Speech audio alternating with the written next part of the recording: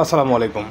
সবাই কেমন আছেন? আশা করি আপনারা সবাই ভালো আছেন এবং সবাই ভালো থাকেন, এটাই কামনা করি। যে যেখান থেকে আমার ভিডিও দেখছেন সকলের জন্য সব সময়ের জন্য শুভকামনা, দোয়া ও ভালোবাসা।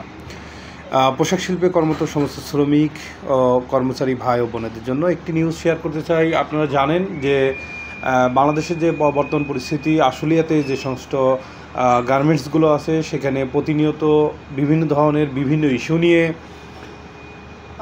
একটি থমথমে অবস্থা বিরাজ করছে। এই পরিবেশটা কিছুদিন শান্ত ছিল, আবার আজকে প্রথম আলো এবং সমকালের প্রথম হেডলাইনে এসেছে যে আশুলিয়ার অর্ধশতাধিক পোশাক কারখানা সাধারণ ছুটি ঘোষণা। তো একটি কারণ, যেই কারণটি আপনারা ইতিমধ্যে সবাই জানেন, যে সাভার এবং আশুলিয়া পোশাক কারখানাগুলোতে শ্রমিক অসন্তোষ দেখা দিয়েছে এবং বিরাজ করছে অস্থিরতা। বাধ্য হয়েই অর্ধশতাধিক কারখানা আবারও ছুটি ঘোষণা করেছে। এর মধ্যে অনির্দিষ্টকালের জন্য বেশ 5টি থেকে 6টি কারখানা অনির্দিষ্টকালের জন্য ঘোষণা করেছে। তো এখানে যে সমস্ত শ্রমিক কর্মচারী ভাই ও বোনেরা আছেন, আপনাদের একটি বিষয় মাথায় রাখতে হবে যে আসলে এই শিল্পটা কিন্তু আমাদের দেশীয় শিল্প এবং এই শিল্পের সাথে সংযুক্ত আছে প্রায় 40 লক্ষ লোক প্রত্যক্ষ এবং পরোক্ষভাবে এই শিল্পের সাথে জড়িত। তো আমরা যদি এক পরিবারে 4 জন করে মেম্বারও ধরে থাকি, তাহলে প্রায় 1,60,00,000 লোক এটার সাথে একদম পরোক্ষভাবে জড়িত।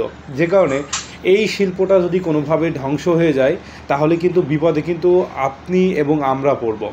যে কারণে আমাদের সকাল একটু মানবিকভাবে একটু বিবেচনা করা উচিত যে আসলে এই যে ধরনের অস্থিরতা, দাঙ্গা হাঙ্গামা, ভাঙচুর প্লাস কাজ না করা, আন্দোলন করা, এই যে বিষয়টা, এটা আসলে কতটুক যৌক্তিক, এই যৌক্তিকটা আসলে আমাদেরকে চিন্তা করতে হবে যে আসলে আমরা কতটুক যৌক্তিকের মধ্যে আছি।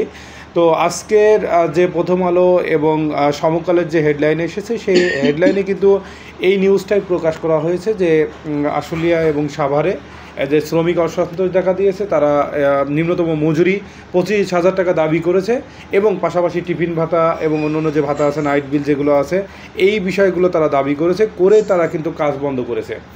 তো এখানে একটা বিষয় আপনাদেরকে জানাতে চাই, যদি আপনারা এই ধরনের আন্দোলন করেন, তাহলে কিন্তু এটা কর্তৃপক্ষ যদি লে অফ করে, তাহলে কিন্তু আপনারা কোনো ধরনের বেনিফিট পাবেন না।